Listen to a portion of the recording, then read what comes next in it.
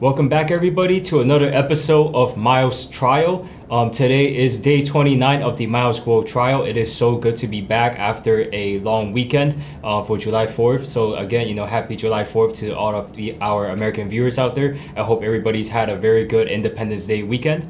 And with that being said, I just wanted to recap a little bit on the trial. So currently, MILESGUO is facing trial in the Southern District Court of New York. He is facing 12 counts of financial charges and also 1 count of RICO, and he has never pled guilty to all 13 of these charges. And and last week when we left off of the show, we are currently on the 5th witness from Miles's legal team. So I think with today, there actually has been a good number of witnesses who have also appeared for Miles's side, which is very exciting to see, as always, as we have known what the witnesses have testified to last week and I know the CCP was mentioned quite often in some of the witnesses' testimonies, and it was actually centered around the CCP for 2 of the witnesses, for witness number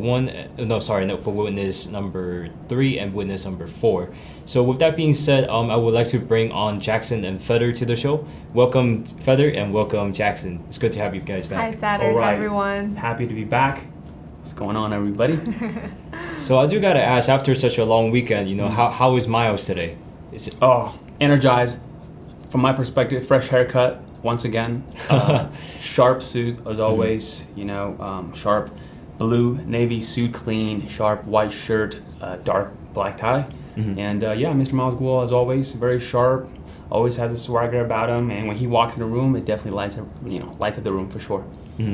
Yeah, and also I just wanted to ask you guys too, like how many people are at the trial? Is it more people that is coming to spectate the trial? Oh, there's so many people right in the morning when we arrived there. The lines already went in one complete circle. Oh wow! Over the hallway.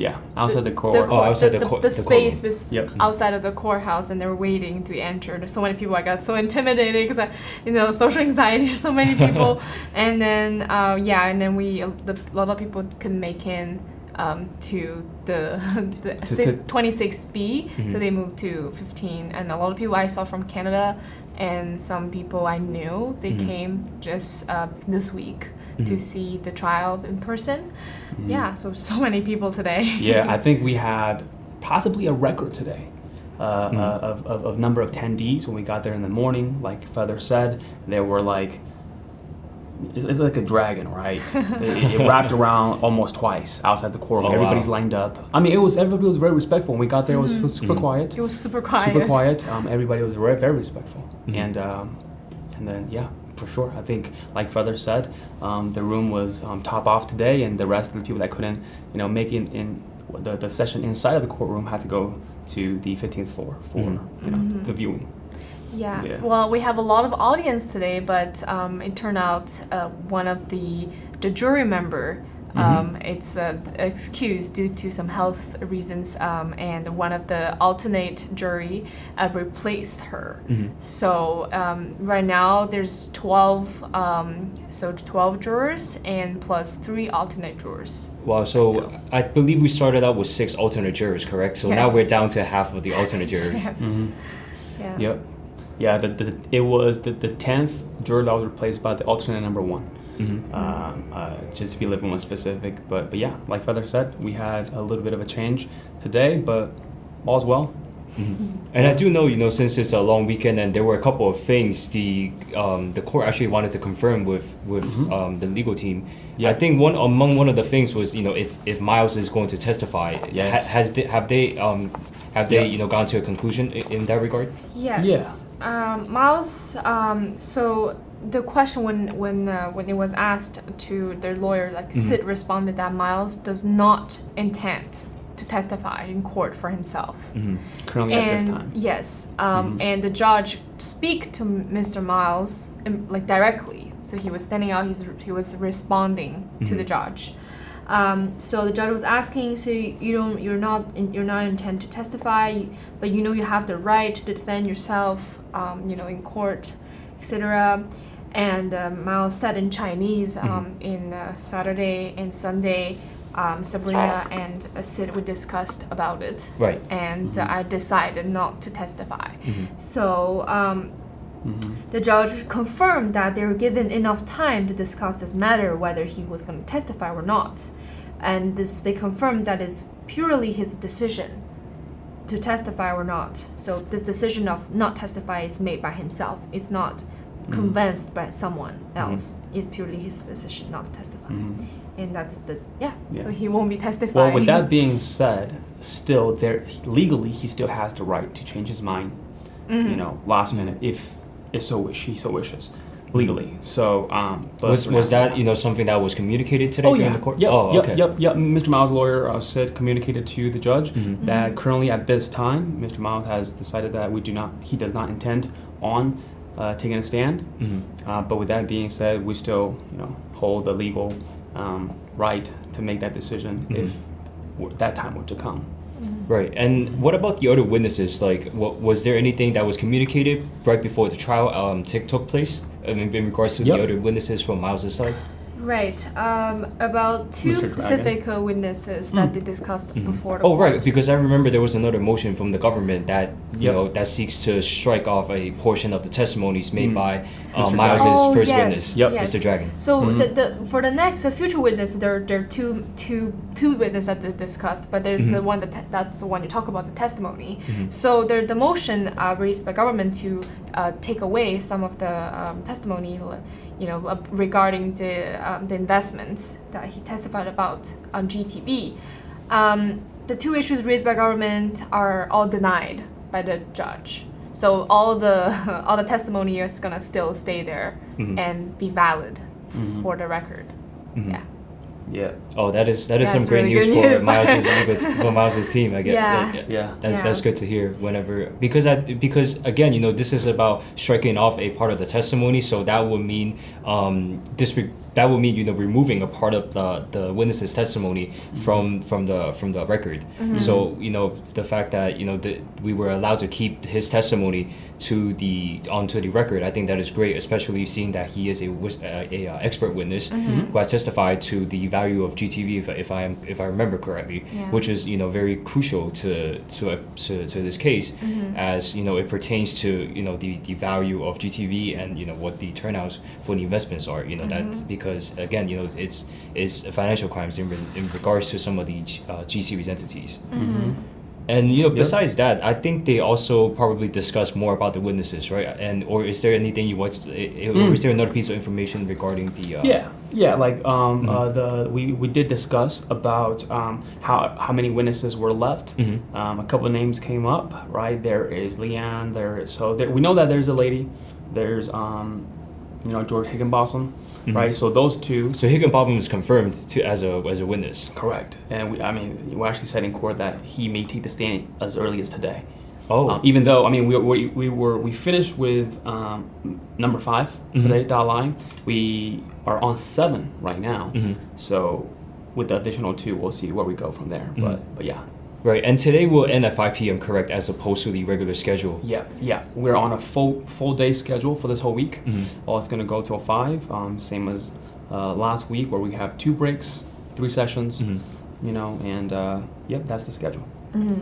Regarding Higginbotham's testimony or his appearance in court, the thing with him is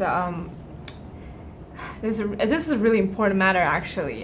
That he was not the defense is not allowed to mention that he previously worked for DOJ, the Department of Justice. And then they have to make clear that that he's not act as a part of DOJ when he was conducted the conspiracy. So as you know that George Higginbotham was a lobbyist Right, he was a part of the lobbying efforts Right. to attempt to repatriate Miles back to communist China. That's right. By under the orders of the CCP. Yeah, but influencing the Trump administration, right? But then it was said that they have to make clear that he was not act as a part of DOJ when he conduct this conspiracy, and they have to tell they didn't allow him to tell his DOJ's employment first, and the judge was like, you have to tell him not to tell. He worked for DOJ. And then later on, I believe it's a fact that he did work for DOJ, and this is allowed, and it's also stipulated already that he's worked with DOJ by government and the defense. So they all agree that it's a fact that he worked for DOJ, but this matter is going to be mentioned. And the judge, first denied not to mention this, but then approved for it to be mentioned. Yeah, because it's stipulated. So it's already a part of a testimony essentially. Yes, that's right. And the defense team didn't have access to this witness. They haven't seen him. Yeah, right? Mr. Miles' team, the legal team, did not have access to this gentleman, George Higginbotham, through this whole process because of George's lawyers denied the access. So we will see how that goes. But that's something we did want to point out is that Mr. Miles' team, the legal team, did not have access like the rest of our defense's witnesses. So that means no communication was conducted between Higginbotham or directly with the defense's legal team. Correct. Yep. And I believe because he's handled with another department, it's not with the Southern District of New York, right? It's in the Washington D.C., I believe, or the Washington State. He was handled with another party. So this is the one of the arguments that they trying to solve. And another one, there's just a delay in preparing the evidence regarding to Miss Lian Li testifying in court. What do you mean by evidences and this witness's testimony? Oh, it was like an exhibit that our team wanted to use, but because there's so much work that led up to this point that it's only one piece that was delayed a little bit, so it couldn't be, let's just say, how do you say, what's the word is, it couldn't be completely prepared for the court. It was ready to go. It's just that the government was arguing, oh, you guys sent it to us too late, we couldn't, this and that. And so they were saying, because originally George Higginbotham, in terms of the sequence of the witnesses, he was supposed to be the last. And then the government was arguing to say, hey, why don't you guys switch it up, right? Have George Higginbotham and why don't you end on Leanne? And things like that, because you guys had a piece of exhibit that you guys wanted to talk about, but we received it so late, and so that was a little bit of their argument. But in terms of who really decides at the end of the day, it's still going to be our team. Right. Yeah. And there's the additional revision. Do you know which document we're talking about in the beginning of the discussion? They talked about this revision. It's a document for the jury. And there was just some legal languages inside of the transcript. For example, with Ms. MILESGUO, the government asked that, hey, they wanted to, for all the transcript that says, for example, MILESGUO, they wanted to include the rest of the other labels. Such as AKAs. Yeah, like all of it, right? Like Ho and Kwok, right? Go and Gui, the boss, the principal, they want to add everything. And then the judge decided that, we'll revise to add, Ho and Kwok, MILESGUO. Yes, Go and Gui and MILESGUO. Yes, right. Yes. They're all the same person. That's right. Yep. I think that would probably be easier to make it to go through the documents as these are the names he's more commonly associated with and familiar with by the other people, other folks. Yeah. So this additional revision document, it's you have the defense side and the government side trying to make some request, something to add, something to take away, and the judge adds some additional information or instructions for the jury to understand better and then give a fuller picture. Understanding. Yeah. Right, because because that's quite important. As some of the evidences, they might not all be, they might not all say Miles. They might say a different name, from time to time. So it does bring more clarity in that sense. Just I suppose it's just some housekeeping. Got to get everything cleaned up, right?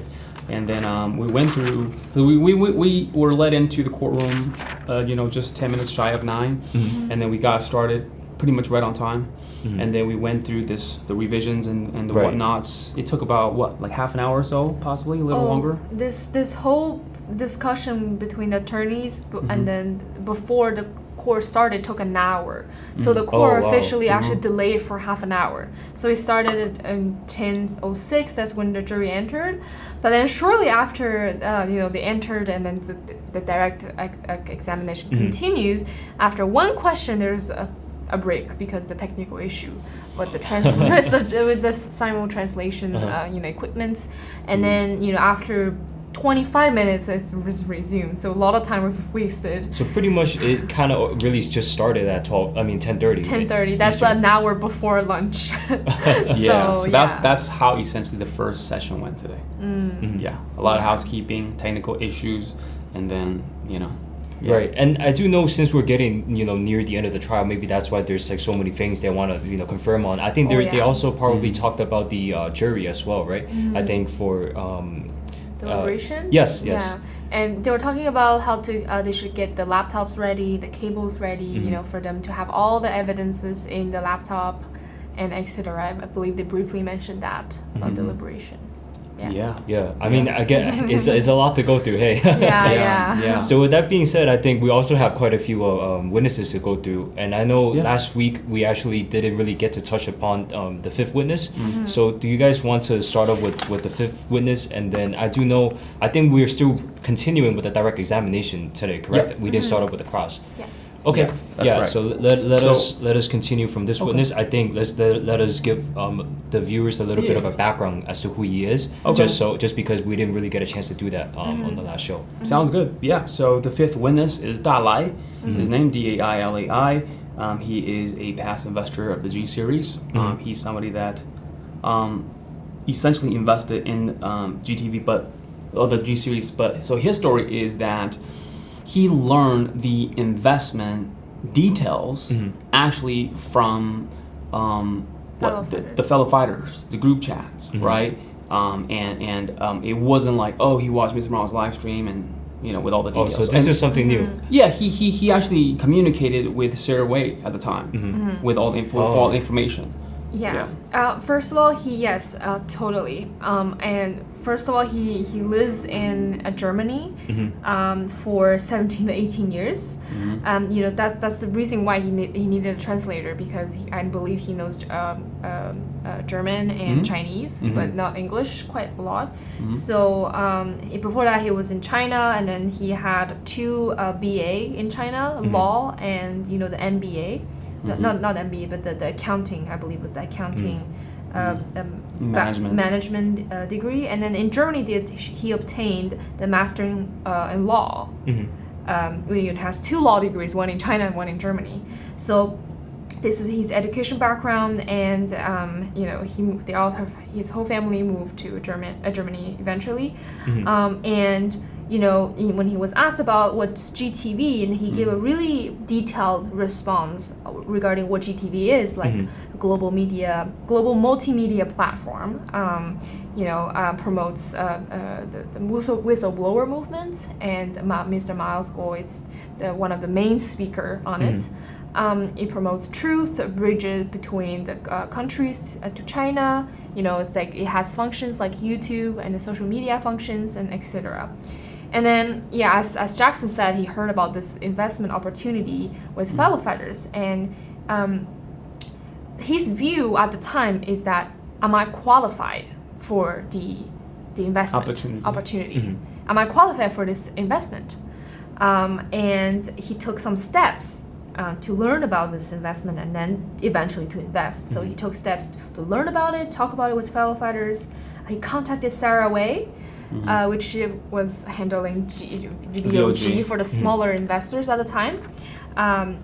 And smaller, it means that the investors, under 100,000. Just want to clarify. And for Sarah Wei for details, and he wants to invest 150K at the time, and then before he invests, he said he wants to see more details, like business plan, the benefits, their ability, and the capability, Right. et cetera, and then because he says this is an interactive two-way process, because if I want to invest in something and they might not accept, so and you know, and then he also assessed the risks associated with it, right? When he was asked, oh, did you know this is a startup company, and he said yes, he is well aware that this is a startup company, but this is not his concern, because before he made this investment, GTV is operating, right? And also had a lot of developments, and it was that made him confident about the company, and then therefore invest after reading all of the documents of the like the private placement memorandum and all those details about investment. So this is let me see here. So he said there is risk. It's not there's more or less risk. There's a higher risk because the CCP might interfere in the development. And then he talked about how like the advantage of GTV. For example, you can live broadcast. There's social communication function, the digital currency function. You know, you can pay the live streamer directly. You know, this is better than the way they do the ads. Like for example, on YouTube, you can pay the content more directly, so the content creator can focus on the contents. You mean right? they make like for the viewers to make donations? Yes, if they like this content creator, you can. If I like your video, right, and I can give you some gift, but it's actually, you know, it's like pay you in a way to say I like your content very well, and sorry, and you know, this is the way for them to concentrate on the content the creation, not that to, you know, think about ads and how to, you know, get sponsored, you know, etc. Right? Yeah. Right. Yeah.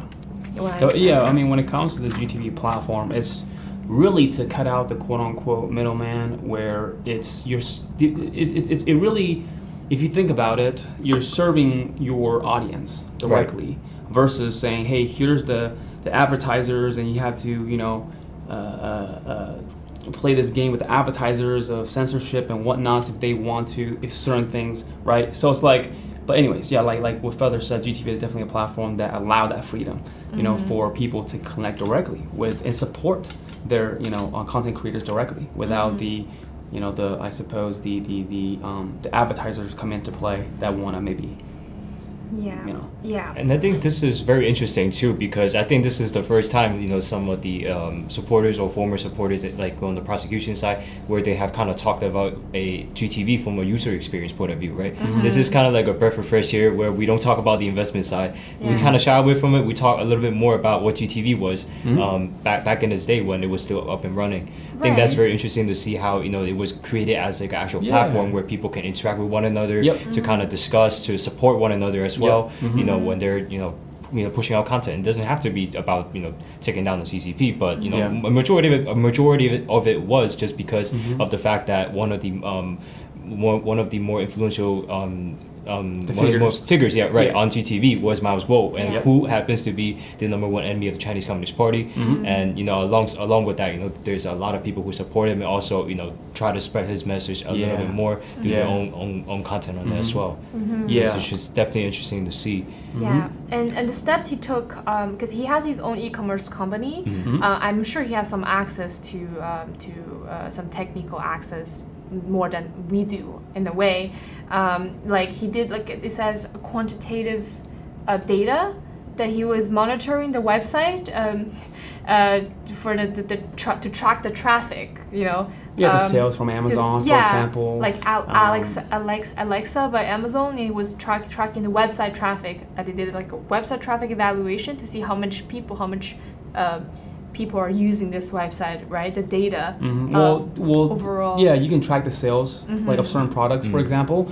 I think what that part really highlights is the fact that he is not somebody that's just a quote unquote Joe Schmo, right? He has a technical background with e-commerce, with, you know, technology, for example, and they went into talking about the functionality of GTV, right, and among some of the other technologies that we had. So it really solidified that GTV was a real app, was a real platform, was a real thing that was fully functional, and everybody was on it, and we're real investors as well, right? Exactly. You know, so it really solidified that. Right, and then this argument of him being a very independent investor that will be proven later on in his testimony, which really want to bring up later. And same with his testimony about HPay. They were showing like a video of him showing the video. It's like a screen recorded video of him using the HPay app to do some transactions. Send.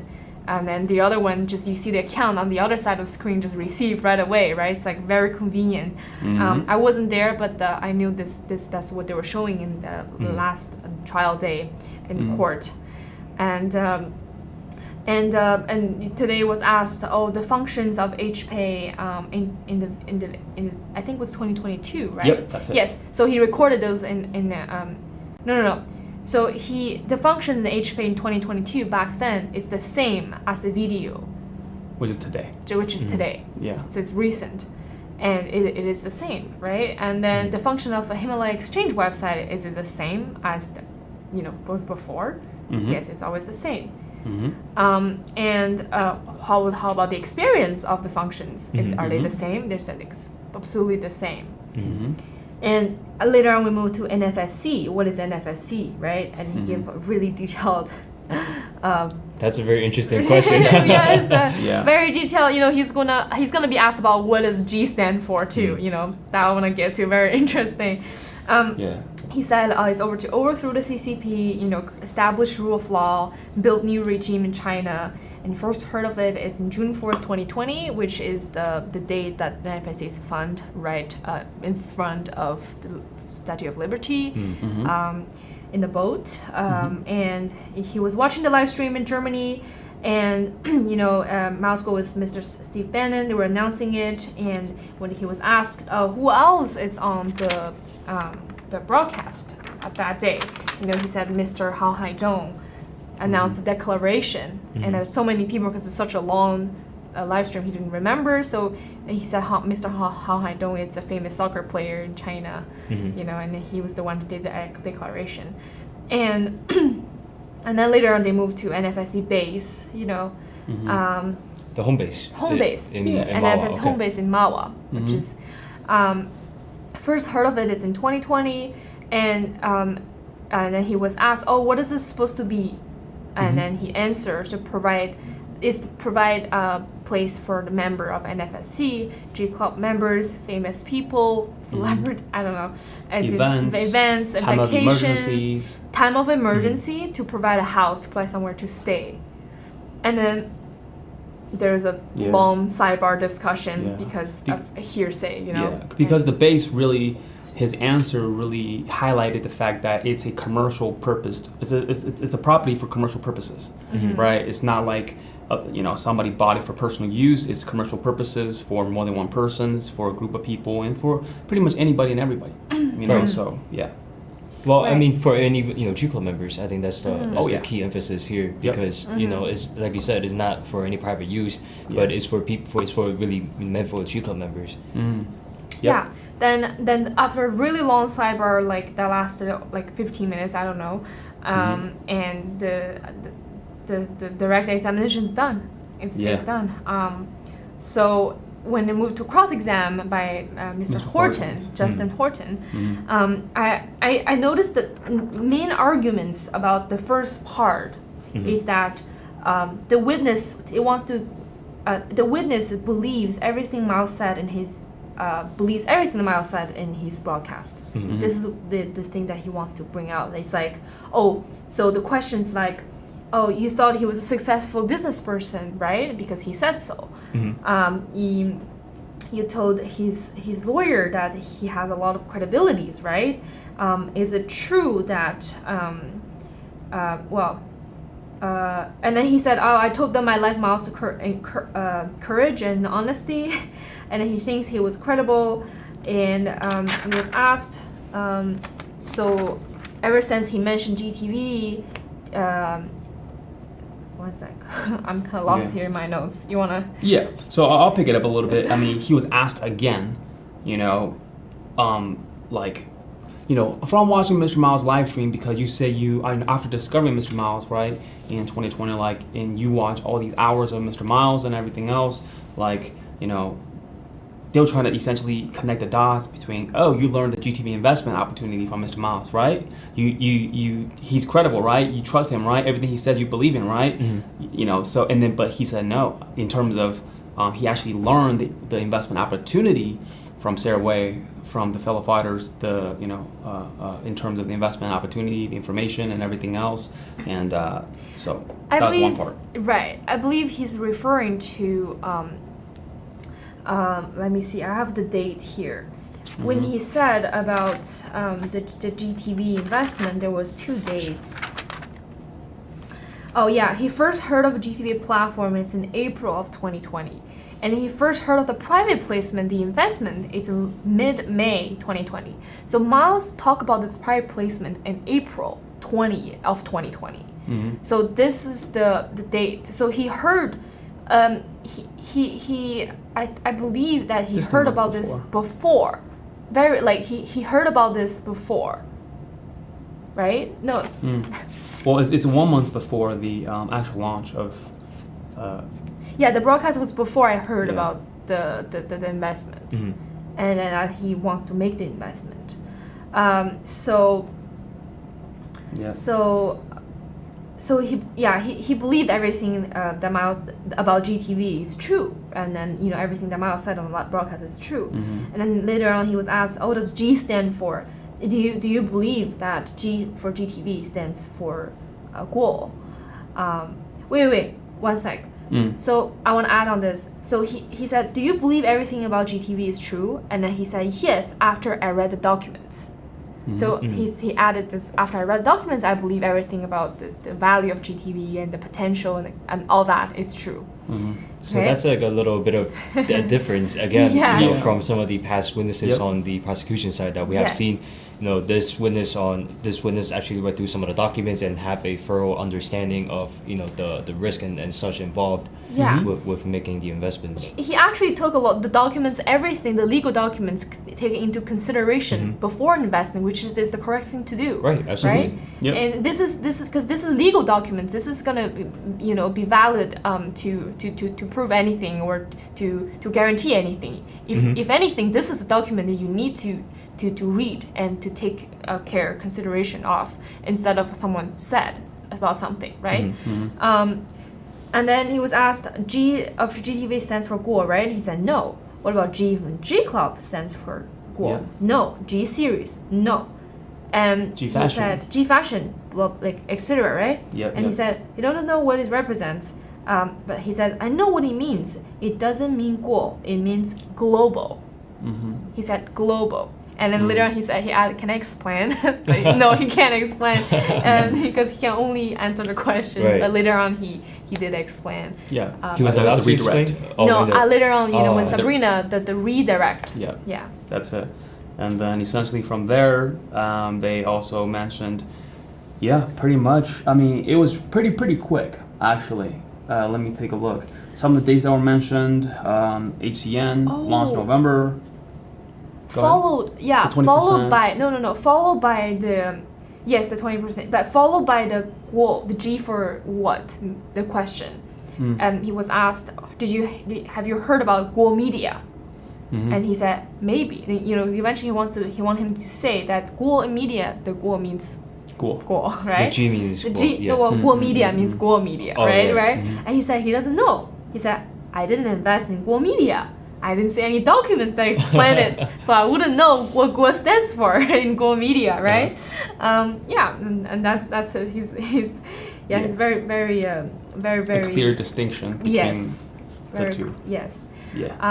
And so when he was asked about the Himalaya Exchange too, he said he believed he didn't believe at first. He was only interested. Mm-hmm. So there are times that he didn't believe what Miles said, but he said it's because he's waiting for more info. He wants to see more documents, more information before, and then make his own judgment.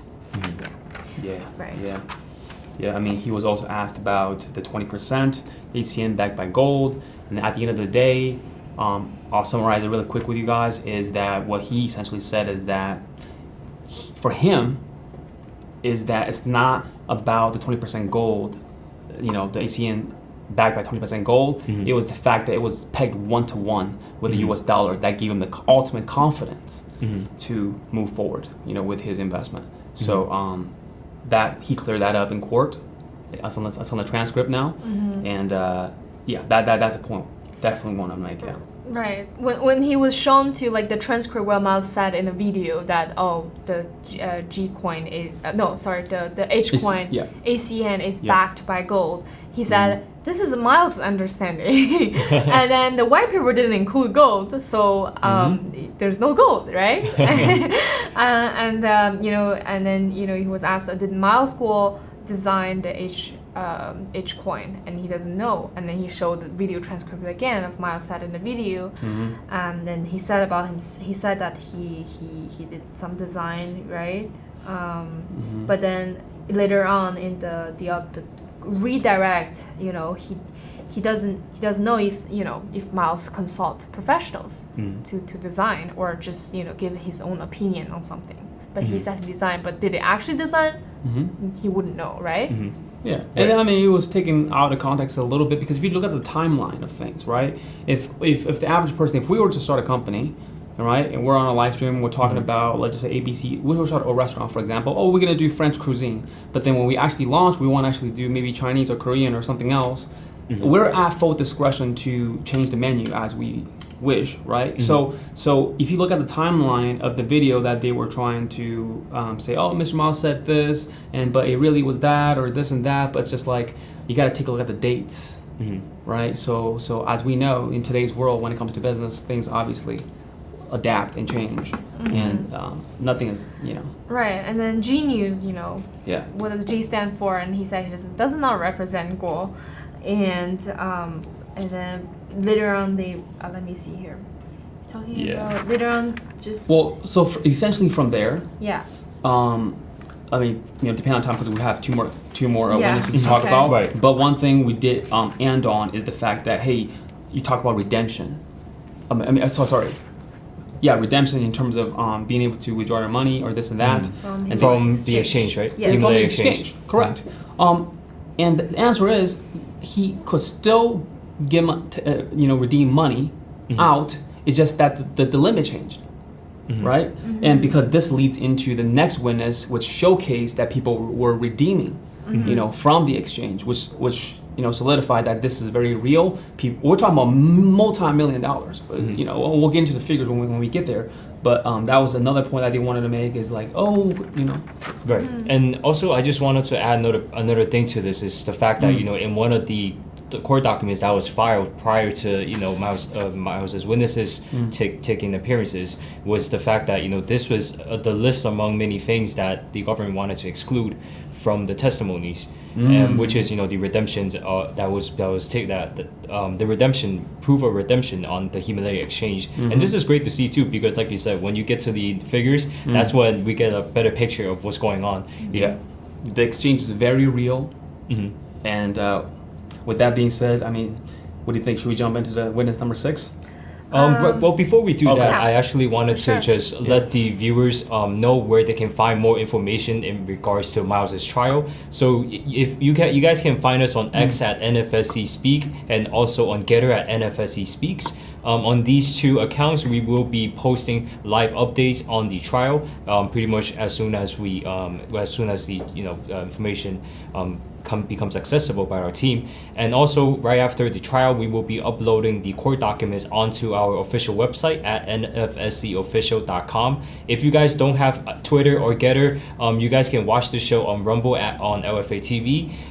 This show will be live from 3 p.m. to 4 p.m. Eastern Standard Time. And if you guys have any questions, feel free to drop them in the comment section or to leave some questions as the show is happening. I did see one earlier talking about what has Miles whistleblow, and I think one of the more important things that Miles has whistleblow on is the CCP's plan to release the bioweapon that is the COVID-19 virus back in 2017 through his review of the 13579 plan. And this is among the list of many things that he has whistleblowed since then in 2017 against the CCP, and that is why he is the enemy number one of the Chinese Communist Party, because the information that we get is extremely crucial and it is extremely classified information as well. So if you guys follow the NFSC, you guys will be sure to get more and more information in regards to the CCP's plans to as they spread their influence around the world, and you guys can be more well informed of what the CCP is planning in the recent months and in the coming months. So with that being said, let us move on to the next witness, unless you guys have something you want to wrap up with this witness. Yeah, just the last thing about in the redirect when he was asked about G for G News, right? So he was able to answer why G means global and why it's obvious. He said, "Oh, G means global and it's obvious." That's what he said. You can, if you look at the design of G News, the logo of G News, okay, in the middle of the G, it's literally an outline of the globe of the Earth, and it says it stands for global, and it's the G in global. So this is his understanding and why he said that means global and not guo, and it's obvious. Okay, that's the last touch for this witness number 5, and we can move on to witness number 6. Right, let us move on to the next witness. And this one, I believe, is quite short, correct? Yes. Yeah. Yep. So, Jackson, do you want to give the audience a rundown of the witness's background, what he does, and what he testified to? Okay, so witness number 6, his name is Thomas Bishop. Okay, he has an extensive background with, for example, that he worked in the IRS Criminal Investigation Division. He was with them he was a supervisor there for 6 years. Then he moved on, promotion, that worked in policy for another 16 months. Then he moved on to assistant, pretty much in charge. He moved back to New York for another 4 to 5 years there. Washington, D.C., special agents. He was, overseeing special agents, special groups of special agents that did investigations. So they went through a lot of his, background, credentials, expertise, and whatnots. Guess what? Before he retired, he was working global investigations. I mean, this is at a high level. So altogether, he roughly with the IRS for about 25 years, a very long time, right? And he focuses on income tax and money laundering. Yeah, yes. Income tax, money laundering are just some of the things that he investigated on. And then from there, he essentially worked for another company once he retired from IRS. And then he started his own firm, essentially, that did the work, the forensics, right, and stuff like that. And so that's pretty much his background. He started his own practice about 18 months ago. So he's definitely, his background is very extensive. Some of his titles I couldn't even write fast enough to track everything, but it is definitely on the transcript. So everybody go to our website to check out the transcript to get his full background. But yeah, he's someone who has worked at numerous entities and for a very extensive period of times too. Whenever he's worked with them, so I think like among these other witnesses that we have seen, their credentials are pretty much solid, very solid. Yeah, and he's testified in court before. Multiple times he testified on behalf of the government, on behalf of the defense in a criminal case, and he's testified in I believe in this court or some sort. But yeah, so you have like very experienced person who's been testifying in court before, and he's getting paid for doing this. Yeah. Now, before I get to the next question, I just got noticed that we have new information coming from our team. Wow. And this new information right now is that the court resumed after a 30-minute break. Sabrina from Miles's legal team has finished the direct examination of Miles's seventh witness, Scott Barnett, and now the witness is being cross-examined by Mr. Ferguson from the government. Miles's legal team confirmed that the last two witnesses will be Leanne Lee and George Higginbotham.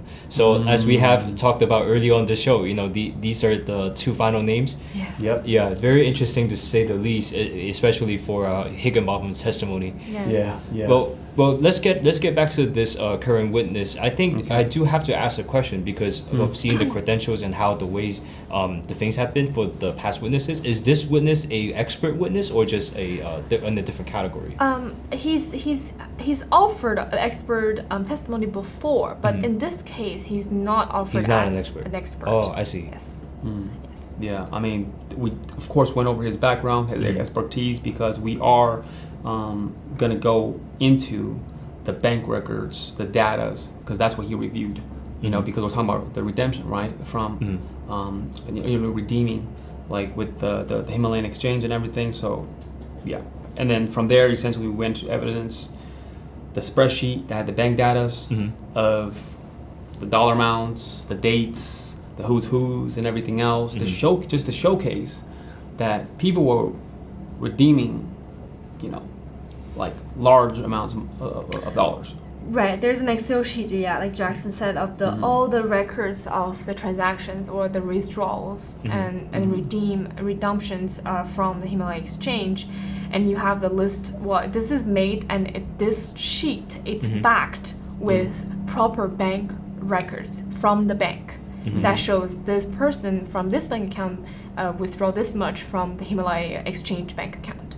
So so instead of showing like a total number, it shows like individual transactions, correct? Yeah, it shows you, gives you everything: the transaction number, the description, the amount, the beneficiary account name, you know, and et cetera, et cetera. Yeah. And two of the transactions were actually made by Dalai, which is the fifth witness. Yes. So it was showcased that our witness number 5 actually were successfully being able to redeem, you know, his, you know. So this witness's testimony matched up with a previous witness. It matched up with his own testimony, so you can see, and not only his own testimony, also Yali's testimony. Yep. That because Yali also said that she redeemed. Well, she redeemed. Sorry, she redeemed. You know, the money from the Himalaya exchange, and then you know there's a record of her name, and then the you know the record of him, the redemption, and yeah. So this is all very interesting to see too, because just knowing, you know, the Himalaya exchange, seeing the transactions that takes place, I guess looking at from another point of view is really just seeing how active the Himalaya exchange is in terms of these, you know, redemptions. Yes. I think that's something we don't really get to see just by looking at the value of the HCNs, right? Yeah. The Himalaya exchange. And this summary is amazing. Sorry. The summary is amazing because you know, they were showing like the chart where are you okay? Oh yeah. From November of 2021, which after the launch day, and to June of 2022, the highest watermark of the total amount that's been redeemed, it's 100 million. Oh, no, it's 11 million. Oh, sorry. In 1 month. 11 million. I'm looking at 100, but 100. Sorry, 11 million. Yeah. And total transaction number, it's 561 transactions. In 1 month. Yes. And then now with And that, the total. Yeah, and then now the total for the period that we're talking about is actually 3,680 transactions or redemptions and $64 million. Wow. Yes. Yeah, $64 million, everybody. This is no joke, right? This is a very real and fully functional, operational, legal entity that was, you know, changing people's lives. If you really, you know, want to put it that way. Right. I mean, that's a huge amount of, you know, redemptions taking place. Yeah. Especially if you consider that this is a exchange only in its infancy. So this is actually, you know, great to see as well. You know, just to see, you know, how much redemptions have been taking place, just to really get an idea of you know how much bigger it could really get in the future. Yeah, that's right. I mean, like, because like I think for everybody in the core really got to see, because for the average person like ourselves, we won't be able to see these data. Right? Like, we're not gonna, you know, there's no way for any of us to see, oh, there's $64 million worth of, you know, USD. We're not talking about RMB here, right? The USD that were redeemed. And so for us to see that, it actually solidified, at least, you know, for myself too. Everybody in the core, I believe that this is very real. We're talking about real money here, and it's just... Because I think about it, and like Miles can only say so much, right? And then now you're being shown to this summary, and then backed up with real bank records, and you realize, oh wow, this has been operating and then been very successful operation from the period it's been shown, and and the restriction before the restrictions, of course, before the government seized the money in email exchange. Before that, it was like perfectly functional. There's nothing, people were able to redeem, and there's a limit to it. There's rules, stuff like that. And then, when during the cross exam, he was asked, this Miss Marie from government was asking this witness, do you own an account in Himalaya Exchange? Did you purchase any HDO? So do you have any HDO and stuff like that? He said no, right? He didn't have any of that. As we know, that Himalaya Exchange might have a different bank accounts, because it is related still to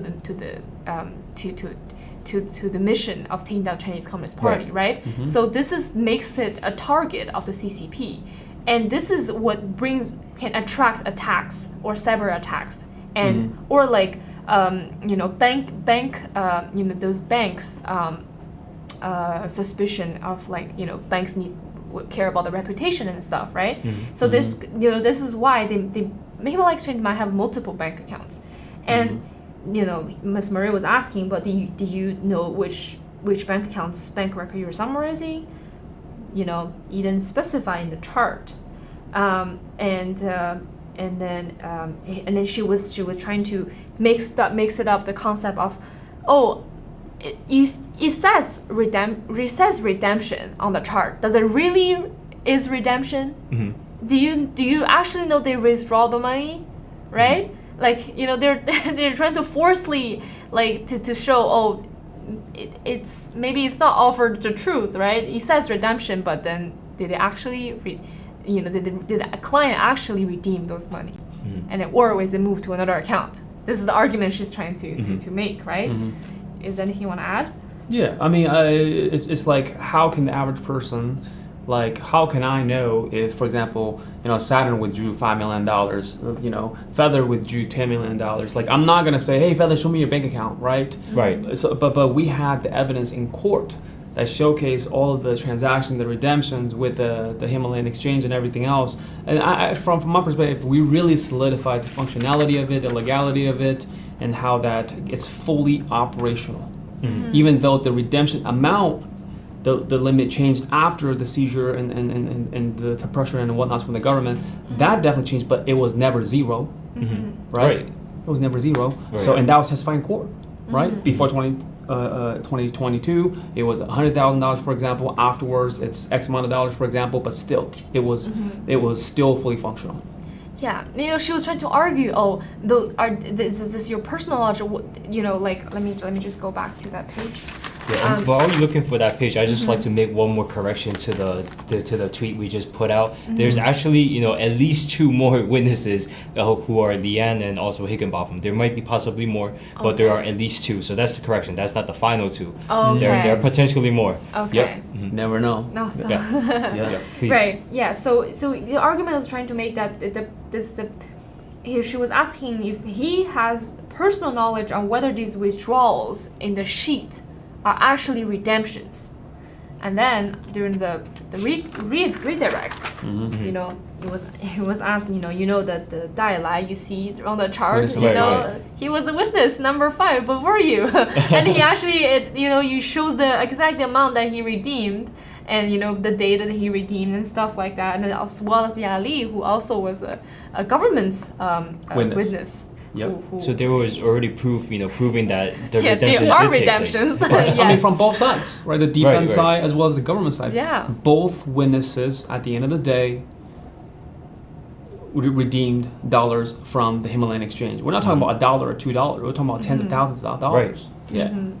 Yeah. So we just have 7 minutes left for the show. Do you guys want to? Oh, wow. And I do know that Okay. the trial is still going on right now, all the way till 5 p.m. today. So Yeah. we are actually going to be missing out on some of the information that is being discussed at the trial, just because the show started at 3 p.m. We're going to wrap up on the stuff that we didn't get to touch to, which will be pretty much just this witness, correct? Yes. The 7th So witness. witness. Yeah. So let's yeah. introduce the witness and also just touch upon I guess 1 or 2 of the main arguments that is being that is made by the defense's team.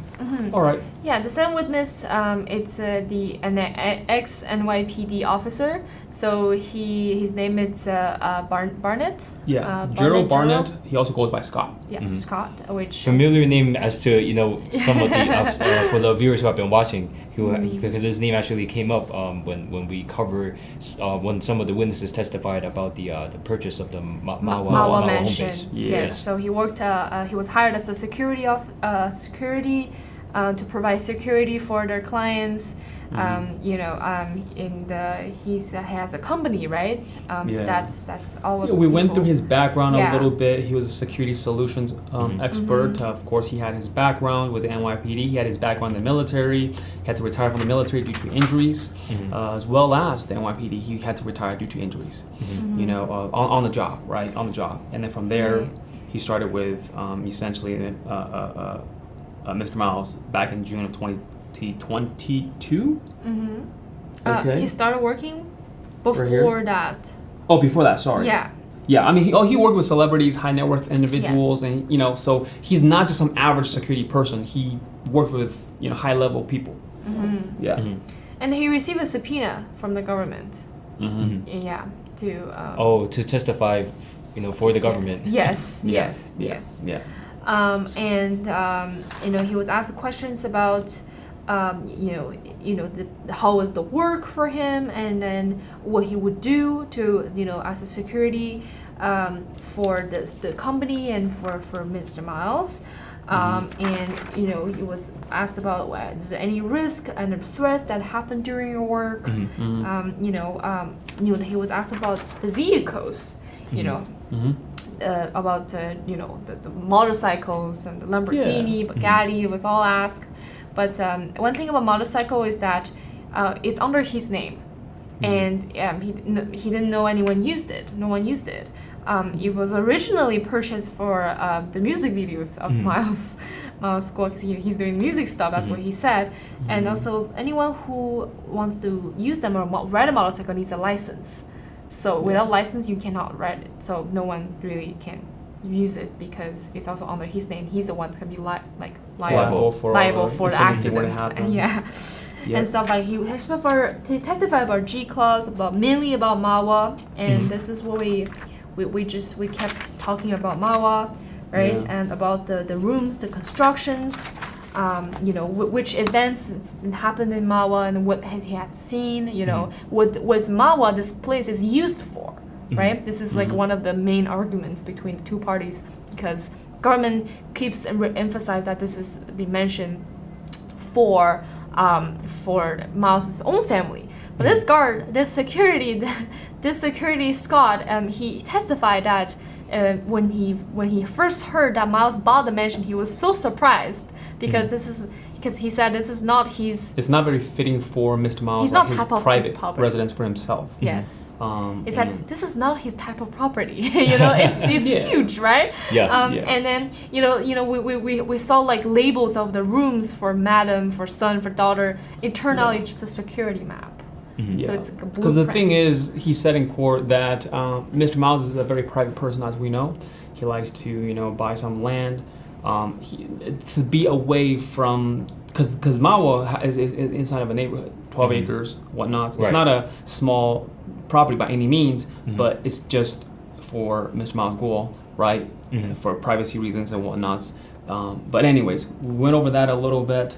Talked about his relationship with Mr. Miles when he was working for him. What did he call him? Sir, Mr. Miles, P for principal, things like that.